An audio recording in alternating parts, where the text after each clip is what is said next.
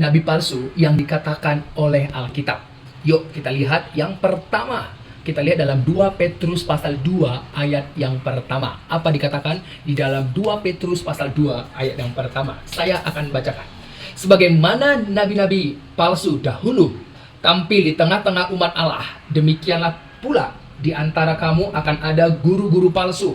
Mereka akan memasukkan pengajaran-pengajaran sesat yang membinasakan. Bahkan mereka akan menyangkal penguasa yang telah menebus mereka, dan dengan jalan demikian segera mendatangkan kebinasaan atas mereka. Jadi ciri nabi palsu yang pertama adalah menyangkal penguasa yang menebus umat Allah. Siapakah dia? Yesus Kristus. Jadi nabi palsu yang bermunculan di bawah matahari ini adalah orang-orang yang menyangkal Tuhan Yesus Kristus. Yesus Kristus adalah firman Allah yang telah mengambil kodrat manusia, yang telah mati, dikuburkan, dan yang telah bangkit dari antara orang mati dan naik ke surga. Nabi palsu tidak percaya itu. Nabi palsu menyangkal mengenai kedatangan Kristus, kematian Kristus, dan kebangkitan Yesus Kristus. Nabi palsu menyangkal itu. Dan itu sudah dikatakan oleh Alkitab. Jadi, ini adalah ciri-ciri nabi palsu yang bermunculan di bawah matahari ini yang dikatakan oleh Alkitab. Ya, ini yang pertama.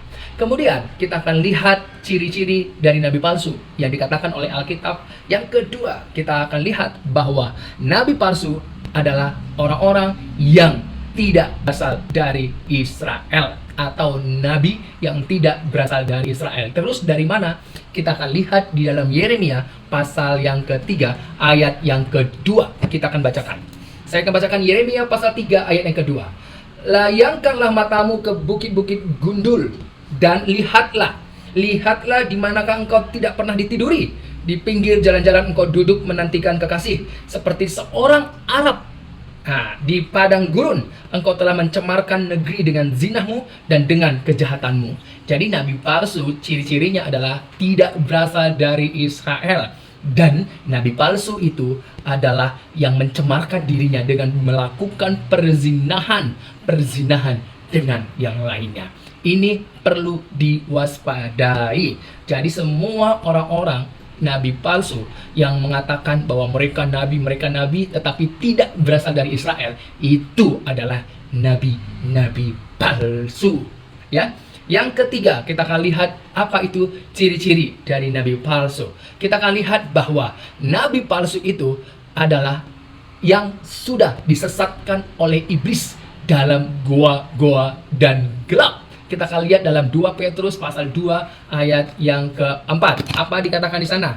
2 Petrus pasal yang kedua ayat yang keempat. Saya akan bacakan. 2 Petrus pasal 2 ayat yang keempat.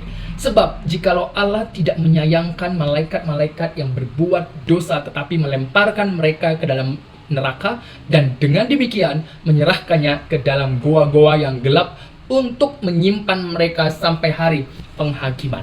Jadi nabi-nabi palsu itu sudah disesatkan oleh iblis, ya, di dalam goa-goa yang gelap. Artinya tidak ada kebenaran pada nabi-nabi palsu yang bermunculan di bawah matahari itu.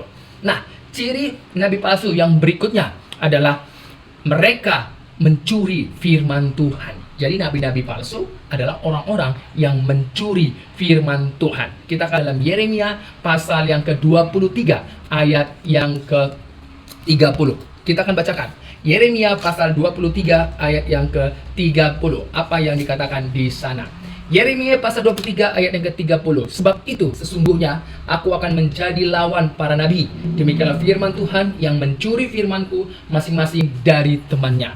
Jadi nabi-nabi palsu itu mencuri firman Tuhan, ya, kemudian menuliskan firman Tuhan dengan mengubah firman itu, baik itu di atas buku, kertas, tulisan, surat, apapun itu, dan itu yang diberitakan kepada orang lain.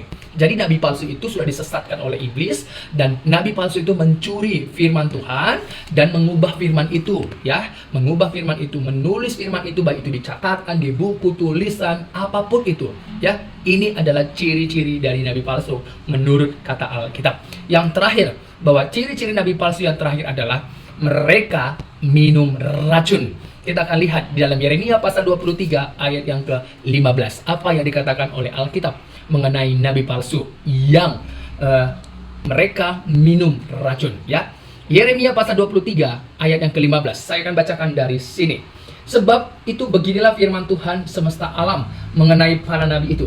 Sesungguhnya aku akan memberi mereka makan ipuh dan minum racun, sebab dari para nabi Yerusalem telah meluas kefasikan ke seluruh negeri. Jadi ingat bahwa ada nabi-nabi palsu dan mereka itu minum racun atau minum ipuh, ya. Inilah ciri-ciri yang dikatakan oleh Alkitab mengenai keberadaan nabi-nabi palsu. Sekali lagi, kesimpulan dari video mengenai ciri-ciri nabi palsu apa kata Alkitab, yaitu bahwa nabi-nabi palsu adalah orang-orang yang sudah disesatkan oleh iblis, yang telah dilemparkan ke dalam goa-goa yang gelap. Kemudian mereka mencuri firman Tuhan, mengubahnya, dan mereka menyangkal mengenai Yesus Kristus yang telah datang, yang telah mati, yang telah bangkit dari antara orang mati, dan yang telah naik ke surga. Mereka menyangkalnya, tidak percaya kepada Tuhan Yesus Kristus. Dan mereka, akhir dari hidup mereka adalah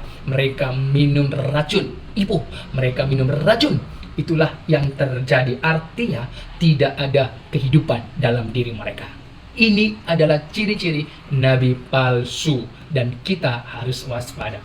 Saya Rezeki Mandakova Sembiring, ya, seorang Kristen yang imannya bersumber dari Kristus dan yang mengarah kepada Kristus, sangat bersukacita oleh karena Tuhan Yesus Kristus, Tuhanku dan Juru Selamatku. Firman Allah, Allah yang telah mengambil kodrat manusia yang untuk menyelamatkan hidupku yang berdosa ini. Di dalam Yesus Kristus ada kebangkitan dari antara orang mati, hidup yang kekal. Haleluya.